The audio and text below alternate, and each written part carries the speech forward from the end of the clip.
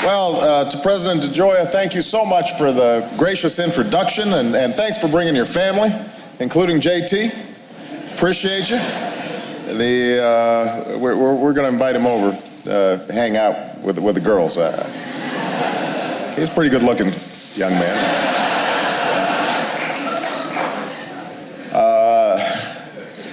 To Mayor Adrian Fenty, who's doing such a great job in this city, thank you so much for your attendance.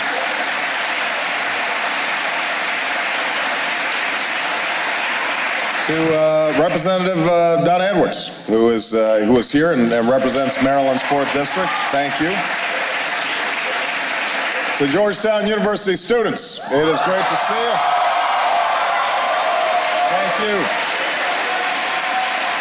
Thank you.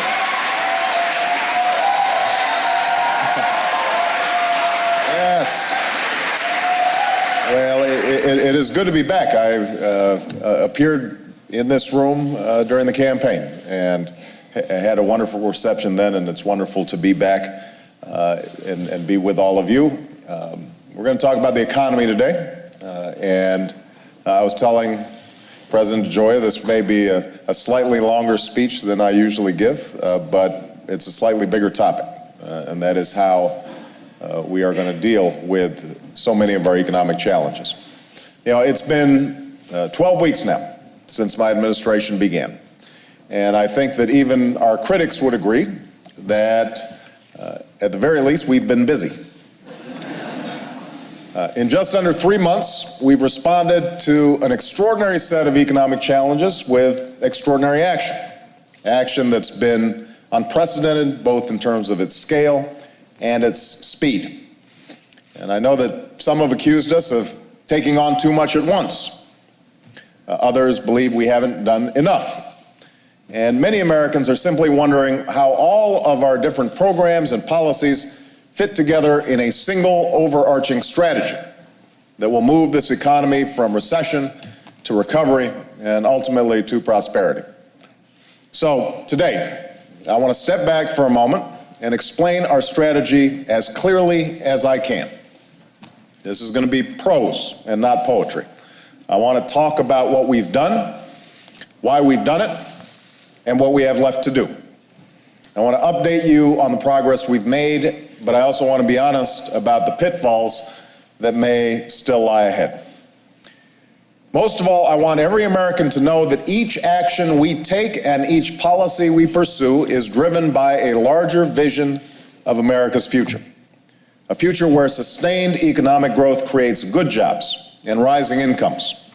A future where prosperity is fueled not by excessive debt or reckless speculation or fleeting profits, but is instead built by skilled, productive workers, by sound investments that will spread opportunity at home and allow this nation to lead the world in the technologies and the innovation and discoveries that will shape the 21st century. That's the America I see. That's the America that Georgetown is preparing so many of you for. That is the future that I know that we can have. Now, to understand how we get there, we first need to understand how we got here. You know, recessions are not uncommon. Markets and economies naturally ebb and flow, as we've seen many times in our history. But this recession is different. This recession was not caused by a normal downturn in the business cycle. It was caused by a perfect storm of irresponsibility and poor decision-making that stretched from Wall Street to Washington to Main Street. As has been widely reported, it started in the housing market. During the course of the decade, the formula for buying a house changed. Instead of saving their pennies to buy their dream house, many Americans found that suddenly they could take out loans that by traditional standards their incomes just could not support. Others were tricked into signing these subprime loans by lenders who were trying to make a quick profit. The reason these loans were so readily available was that Wall Street saw big profits to be made. Investment banks would buy and package together these questionable mortgages into securities, arguing that by pooling the mortgages, the risks had somehow been reduced.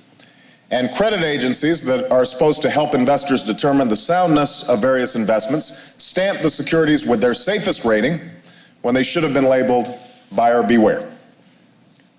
And no one really knew what the actual value of these securities were. No one fully understood what the risks were. But since the housing market was booming and prices were rising, banks and investors just kept buying and selling them, always passing off the risk to someone else for a greater profit without having to take any of the ultimate responsibility. Banks took on more debt than they could handle. The government-chartered companies Fannie Mae and Freddie Mac, whose traditional mandate was to help support traditional mortgages, decided to get in on the action by buying and holding billions of dollars of these securities. AIG, the biggest insurer in the world, that had a very traditional insurance business that was very profitable, decided to make profits suddenly by selling billions of dollars of complicated financial instruments that supposedly insured these securities. Everybody was making record profits, except the wealth created was real only on paper. And as the bubble grew, there was almost no accountability or oversight from anyone in Washington. Then the housing bubble burst. Home prices fell, people began to default on their subprime mortgages, and the value of all these loans and securities plummeted. Banks and investors couldn't find anyone to buy them. Greed gave way to fear. Investors pulled their money out of the market. Large financial institutions that didn't have enough money on hand to pay off all their obligations collapsed.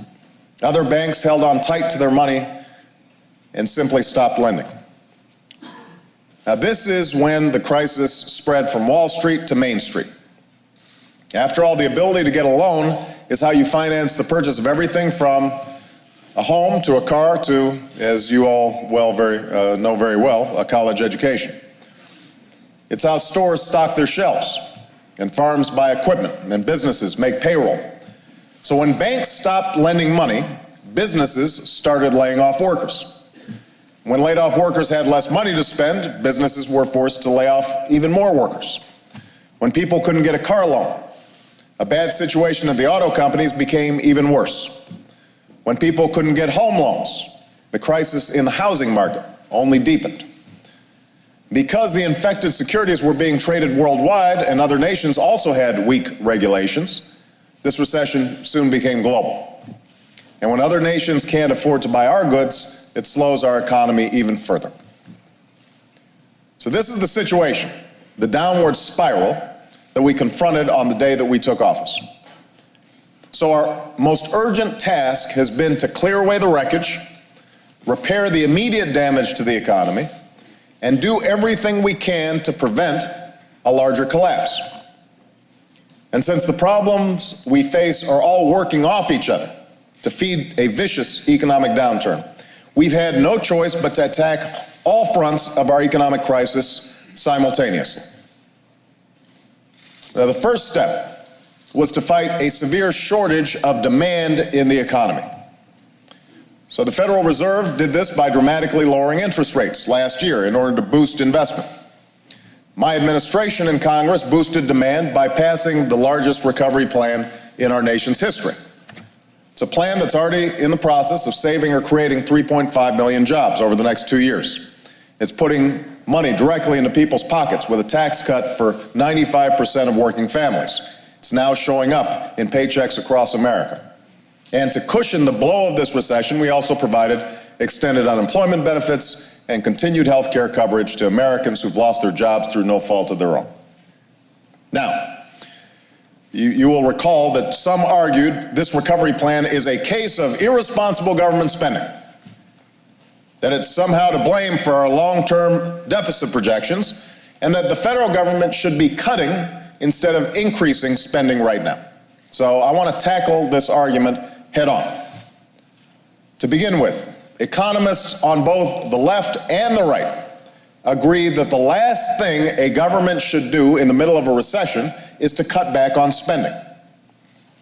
You see, when this recession began, many families sat around the kitchen table and tried to figure out where they could cut back. And so have many businesses. And this is a completely reasonable and understandable reaction. But if every family in America, if every business in America cuts back all at once, then no one is spending any money, which means there are no customers, which means there are more layoffs, which means that the economy gets even worse. That's why the government has to step in and temporarily boost spending in order to stimulate demand. That's exactly what we're doing right now. Now, second, I absolutely agree that our long-term deficit is a major problem that we have to fix. But the fact is that this recovery plan represents only a tiny fraction of that long-term deficit.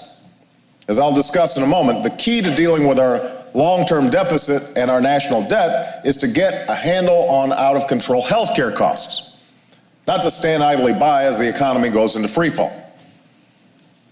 So the recovery plan has been the first step in confronting this economic crisis.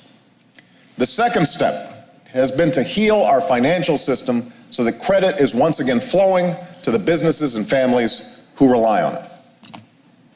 The heart of this financial crisis is that too many banks and other financial institutions simply stopped lending money. In a climate of fear, banks were unable to replace their losses from some of those bad mortgages by raising new capital on their own.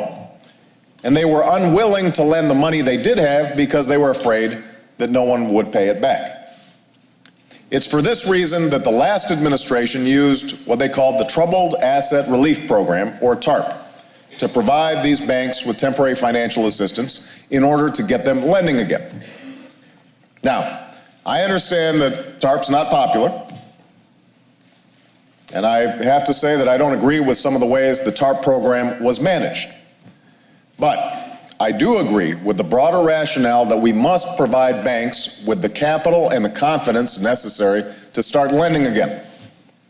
And that's the purpose of the stress tests that will soon tell us how much additional capital will be needed to support lending at our largest banks. Ideally, these needs will be met by private investors who are willing to put in money to these banks. But where that's not possible, and banks require substantial additional resources from the government, then we will hold accountable those who are responsible. We'll force the necessary adjustments. We will provide the support to clean up those bank balance sheets, and we will assure the continuity of a strong and viable institution that can serve our people and our economy. Of course, there are some who differ with our approach. On the one hand, there are some who argue that the government should stand back and simply let these banks fail, especially since in many cases it was their bad decisions that helped create the crisis in the first place. But whether we like it or not, history has shown repeatedly that when nations do not take early and aggressive action to get credit flowing again, they have crises that last years and years instead of months and months. Years of low growth, years of low job creation, years of low investment, all of which cost these nations far more than a course of bold, upfront action. And although there are a lot of Americans who understandably think that government money would be better spent going directly to families and businesses instead of to banks, and one of my most frequent questions in the letters that I get from constituents is, where's my bailout? And I understand the sentiment. It makes sense intuitively, and morally it makes sense, but the truth is that $1 of capital in a bank can actually result in $8 or $10 of loans to families and businesses. So that's a multiplier effect that can ultimately lead to a faster pace of economic growth. That's why we have to fix the banks. Now, on the other hand, there have been some who don't dispute that we need to shore up the banking system, but they suggest that we've been too timid in how we go about it. This is essentially the nationalization argument that some of you may have heard. And the argument says that the federal government should have already preemptively stepped in and taken over major financial institutions, the way that the FDIC currently intervenes in smaller banks. And that our failure, my administration's failure to do so, is yet another example of Washington coddling Wall Street. Why aren't you tougher on the banks? So let me be clear. The reason we have not taken this step has nothing to do with any ideological or political judgment we've made about government involvement in banks. It's certainly not because of any concern we have for the management and shareholders whose actions helped to cause this mess. Rather, it's because we believe that preemptive government takeovers are likely to end up costing taxpayers even more in the end, and because it's more likely to undermine than create confidence. Governments should practice the same principle as doctors. First, do no harm. So rest assured, we will do whatever is necessary to get credit flowing again, but we will do so in ways that minimize risk to taxpayers and to the broader economy. And to that end, in addition to the program to provide capital to the banks, we've launched a plan that will pair government resources with private investment in order to clear away the old loans and securities, the so-called toxic assets, that are also preventing our banks from lending money. Now, what we've also learned during this crisis is that our banks aren't the only institutions affected by these toxic assets that are clogging the financial system. AIG, for example, is not a bank. It's an insurance company, as I mentioned. And yet, because it chose to insure billions of dollars worth of risky assets, essentially creating a hedge fund on top of an insurance company, its failure could threaten the entire financial system and freeze lending even more. And that's why, as frustrating as it is, and I promise you, nobody is more frustrated than me with AIG. I promise. We've had to provide support for AIG because the entire system, as fragile as it is, could be profoundly endangered if AIG went into a liquidation bankruptcy. It's also why we need new legal authority so that we have the power to intervene in such financial institutions, the same way that bankruptcy courts currently do with businesses that hit hard times but don't pose systemic risks. And that way we can restructure these businesses in an orderly way that doesn't induce panic in the financial system. And, by the way, will allow us to restructure inappropriate bonus contracts without creating a perception the government can just change compensation rules on a whim. Now, this is also why we're moving aggressively to unfreeze markets and jumpstart lending outside the banking system, where more than half of all lending in America actually takes place. To do this, we've started a program that will increase guarantees for small business loans and unlock the market for auto loans and student loans. And to stabilize the housing market, we've launched a plan that will save up to 4 million responsible homeowners from foreclosure and help many millions more to refinance their homes. In a few weeks, we will also reassess the state of Chrysler and General Motors, two companies with an important place in our history and a large footprint in our economy, but two companies that have also fallen on hard times.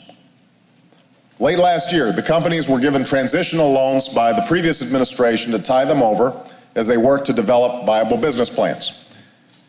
Unfortunately, the plans they developed fell short, so we've given them some additional time to work these complex issues through. And by the way, we owed that not to the executives whose bad bets contributed to the weakening of their companies, but to the hundreds of thousands of workers whose livelihoods hang in the balance. Entire towns, entire communities, entire states are profoundly impacted by what happens in the auto industry. Now, it is our fervent hope that in the coming weeks, Chrysler will find a viable partner, and GM will develop a business plan that will put it on a path to profitability without endless support from American taxpayers. In the meantime, we're taking steps to spur demand for American cars and provide relief for auto workers and their communities. And we will continue to reaffirm this nation's commitment to a 21st century American auto industry that creates new jobs and builds the fuel-efficient cars and trucks that will carry us toward a clean energy future. Finally, to coordinate a global response to this global recession, I went to the meeting of the G20 nations in London the other week. Each nation has undertaken significant stimulus to spur demand. All agreed to pursue tougher regulatory reforms. We also agreed to triple the lending capacity of the International Monetary Fund, which, as many of you know, is an international financial institution supported by all the major economies, so that they can provide direct assistance to developing nations and vulnerable populations. That's not just charity. Because America's success depends on whether other nations have the ability to buy what we sell, it's important that we pay attention to these emerging markets. We pledge to avoid the trade barriers and protectionism that hurts us all in the end. And we decided to meet again in the fall to gauge our progress and take additional steps if necessary. So that's where we've been. That's what we've done in the last 3 months. All these actions, the Recovery Act, the Bank Capitalization Program, the Housing Plan, the strengthening of the non-bank credit market, the Auto Plan, and our work at the G20, all have been necessary pieces of the recovery puzzle.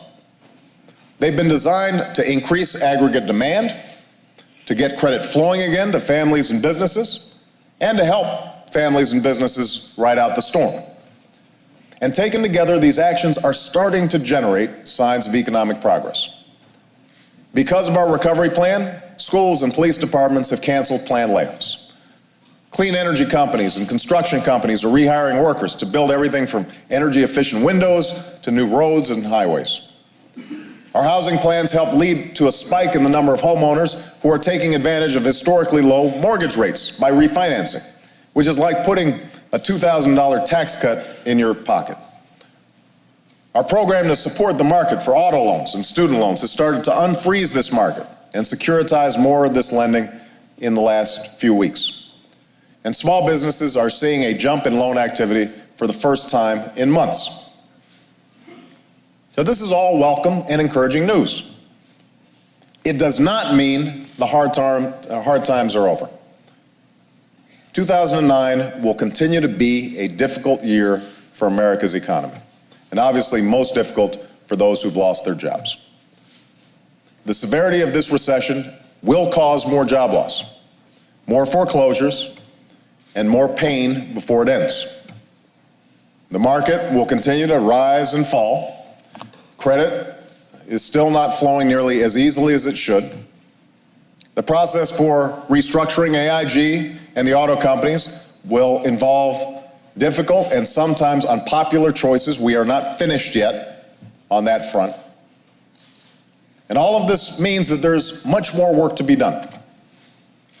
But all this also means that you can continue to expect an unrelenting, unyielding, day-by-day effort from this administration to fight for economic recovery on all fronts.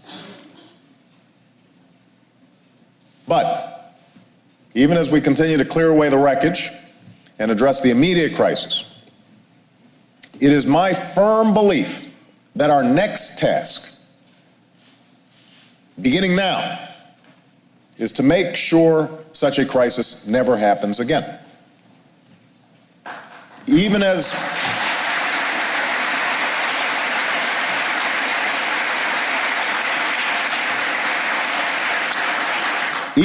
we clean up balance sheets and get credit flowing again, even as people start spending and businesses start hiring, all that's going to happen. We have to realize that we cannot go back to the bubble and bust economy that led us to this point. It is simply not sustainable to have a 21st century financial system that is governed by 20th century rules and regulations that allowed the recklessness of a few to threaten the entire economy. It is not sustainable to have an economy where in 1 year, 40% of our corporate profits came from a financial sector that was based on inflated home prices, maxed out credit cards, over-leveraged banks, and overvalued assets. It's not sustainable to have an economy where the incomes of the top 1% have skyrocketed while the typical working household has seen their incomes decline by nearly $2,000. That's just not a sustainable model for long-term prosperity. For even as too many were out there chasing ever bigger bonuses and short-term profits over the last decade, we continued to neglect the long-term threats to our prosperity, the crushing burden that the rising cost of healthcare is placing on families and businesses. the failure of our education system to prepare our workers for a new age, the progress that other nations are making on clean energy industries and technologies while we remain addicted to foreign oil, the growing debt that we're passing on to our children. Even after we emerge from the current recession, these challenges will still represent major obstacles that stand in the way of our success in the 21st century. So we've got a lot of work to do. Now, there's a parable at the end of the Sermon on the Mount that tells the story of two men. The first built his house on a pile of sand, and it was soon destroyed when a storm hit.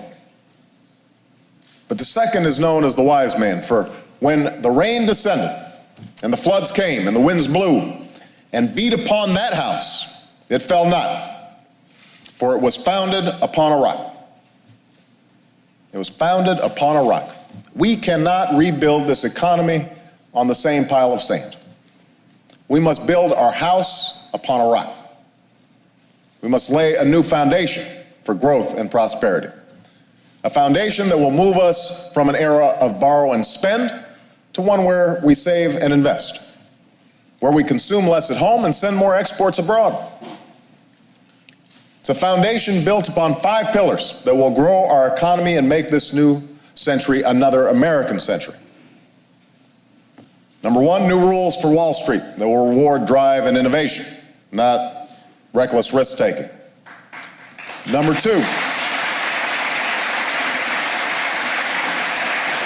2, new investments in education that will make our workforce more skilled and competitive. Number 3, new investments in renewable energy and technology that will create new jobs and new industries. Number 4, new investments in healthcare that will cut costs for families and businesses. And number 5, new savings in our federal budget that will bring down the debt for future generations.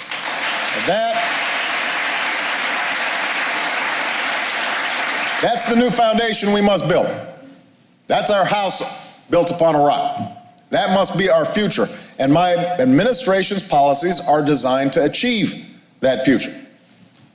Let me talk about each of these steps in turn.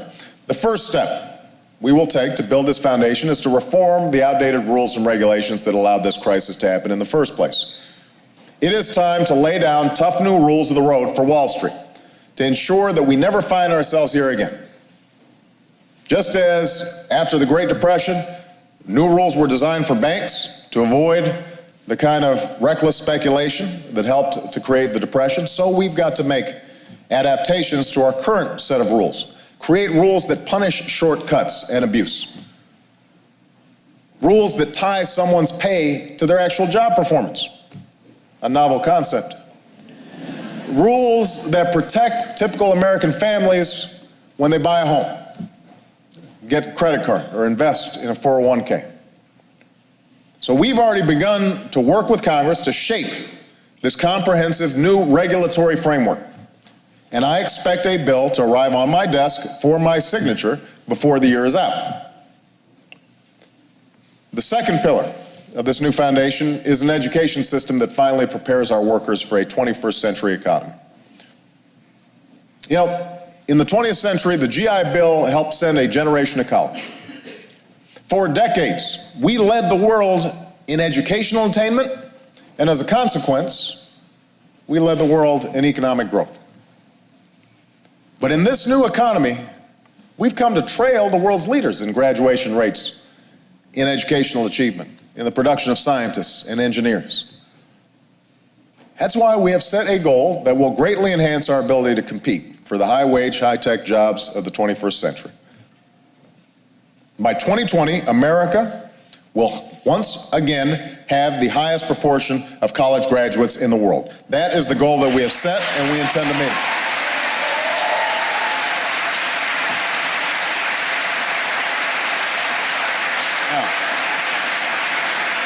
Now, to meet that goal, we have to start early. So we've already dramatically expanded early childhood education. We are investing in innovative programs that have proven to help schools meet high standards and close achievement gaps. We're creating new rewards that tie teachers' performance and new pathways for advancement.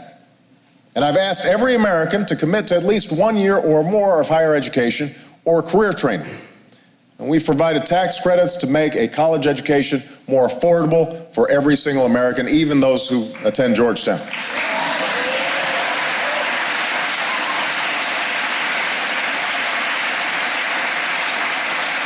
And by the way, one of the changes that I would like to see, and I'm going to be talking about in this weeks to come, is once again seeing our best and our brightest commit themselves to making things. Engineers, scientists, innovators. You know, for so long, we have placed at the top of our pinnacle folks who can manipulate numbers and engage in complex financial calculations, and that's good. We need some of that. But you know what we can really use is some more scientists and some more engineers who are building and making things that we can export to other countries. Now, the third pillar of this new foundation is to harness the renewable energy that can create millions of new jobs and new industries. We all know that the country that harnesses this new energy source will lead the 21st century. Yet we've allowed other countries to outpace us on this race to the future. I don't know about you, but I do not accept a future where the jobs and industries of tomorrow take root beyond our borders. I think it's time for America to lead again. So the investments we made in the Recovery Act will double this nation's supply of renewable energy in the next 3 years. And we are putting Americans to work, making our homes and buildings more efficient so that we can save billions on our energy bills and grow our economy at the same time. Now, the only way, though, that we can truly spark the transformation that's needed is through a gradual, market-based cap on carbon pollution, so that clean energy is the profitable kind of energy. There are those who've argued that we shouldn't even be thinking, we shouldn't even be talking about such a transition until the economy recovers. And they are right that we have to take into account the costs of transition. Transitioning to a clean energy economy will not be easy. But we can no longer delay putting a framework for a clean energy economy in place. That needs to be done now. If businesses and entrepreneurs know today that we are closing this carbon pollution loophole, they'll start investing in clean energy now. And pretty soon we'll see more companies constructing solar panels and workers building wind turbines and car companies manufacturing fuel-efficient cars. Investors will put some money into a new energy technology and a small business will open to start selling it. That's how we can grow this economy, enhance our security, and protect our planet at the same time. Now, the fourth pillar of our new foundation is a 21st century healthcare system where families, businesses, and government budgets aren't dragged down by skyrocketing insurance premiums.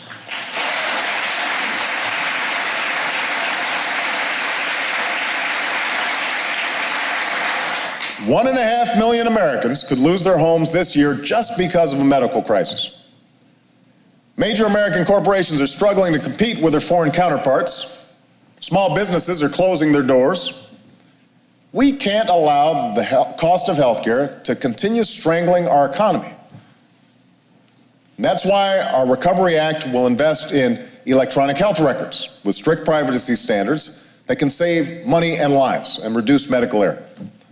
That's why we've made the largest investment ever in preventive care, because that's one of the best ways to keep costs under control. And included in the budgets that just passed Congress is a historic commitment to reform that will finally make quality health care affordable for every American. So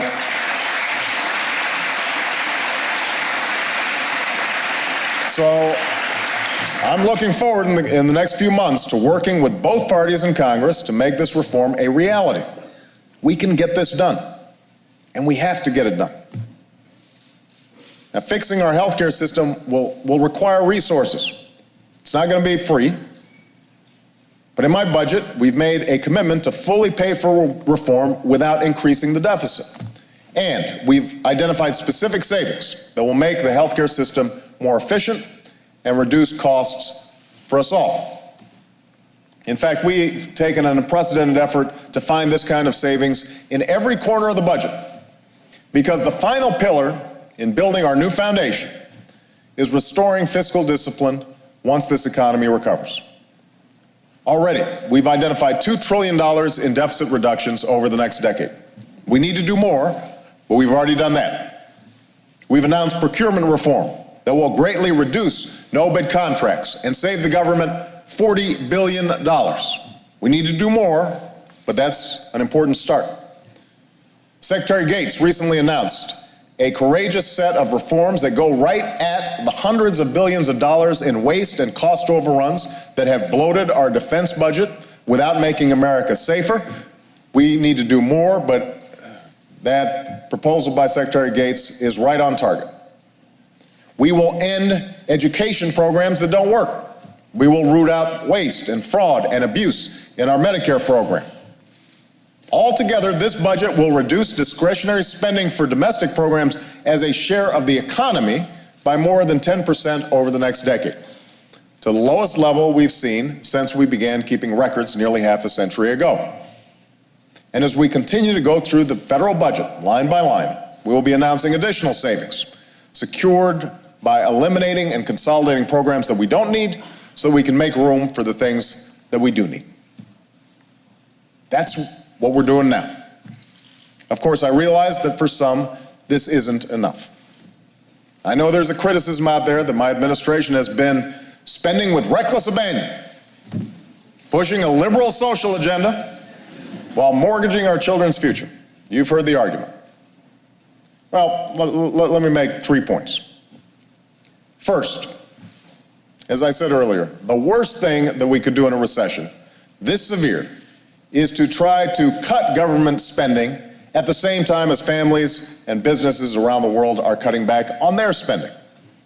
So as serious as our deficit and debt problems are, and they are very serious, major efforts to deal with them have to focus on the medium and long-term budget picture, not on the short term. And that's exactly what we've done. Second, in tackling the deficit issue, we simply cannot sacrifice the long-term investments that we so desperately need to generate long-term prosperity. That's the argument that some critics have made. Well, you're proposing health care reform. You shouldn't be doing that. You're proposing education investments. You shouldn't be doing that. That adds to the deficit. Look, just as a cash-strapped family may cut back on all kinds of luxuries, but will still insist on spending money to get their children through college, will refuse to have their kids drop out of college and go to work in some fast food place, even though that might bring in some income in the short term, because they're thinking about the long term. So we, as a country, have to make current choices with an eye to the future. If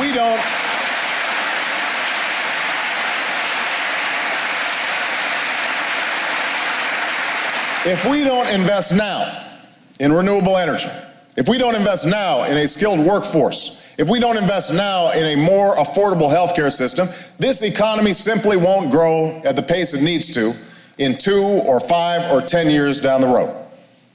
If we don't lay this new foundation now, it won't be long before we're right back where we are today. And I can assure you that chronically slow growth will not help our long-term budget situation. That's the second point. Third point, the problem with our deficit and debt is not new.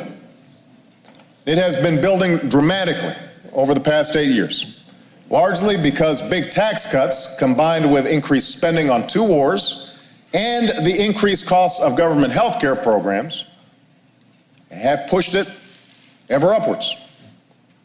This structural gap in our budget, between the amount of money that's coming in and the amount of money that's going out, will only get worse as the baby boomers age, and will in fact lead us down an unsustainable path.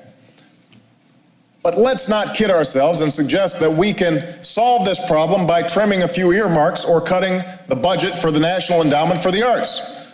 That's just not true.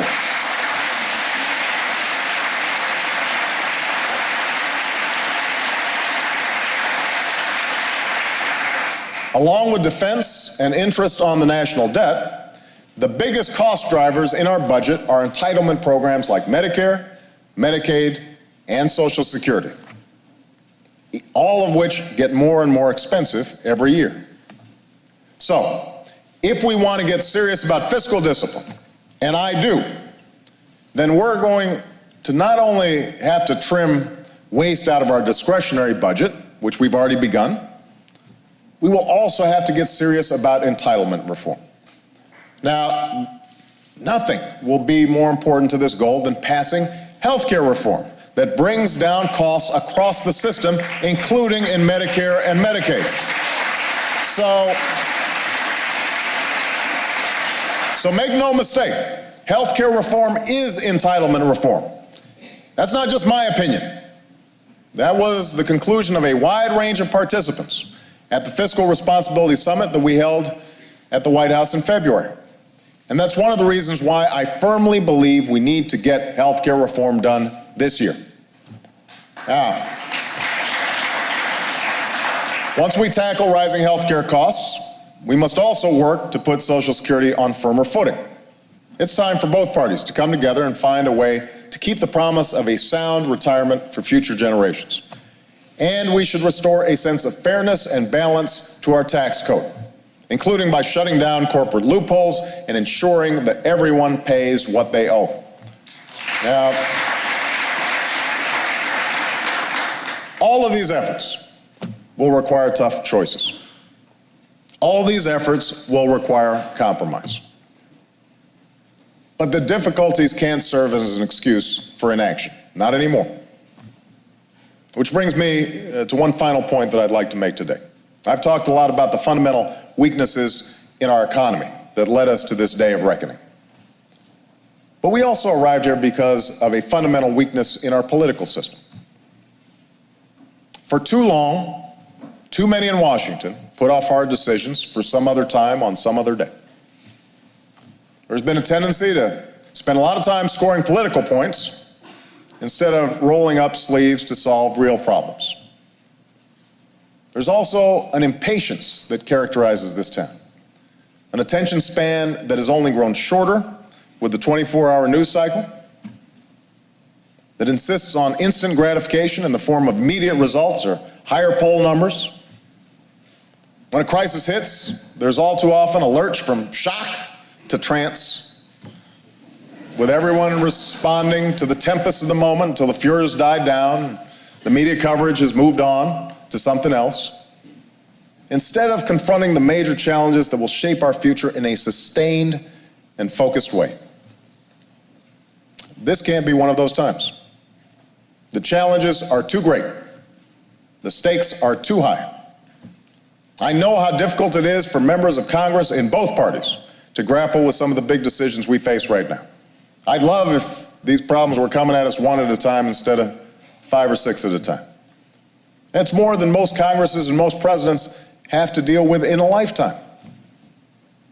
But we have been called to govern in extraordinary times.